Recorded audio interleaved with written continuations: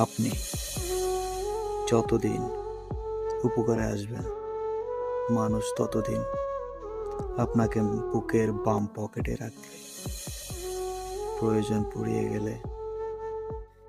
প্রয়োজন পুড়িয়ে গেলে আপনাকে আপনার উপকার বলে ঘাম মোছা টিস্যুর মতো ডাস্টবিনে ছুঁড়ে ফেলে দেবে। এটাই বাস্তব।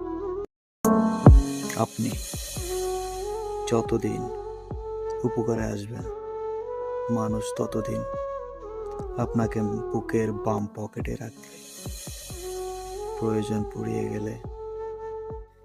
প্রয়োজন পুড়িয়ে গেলে আপনাকে আপনার উপকার বলে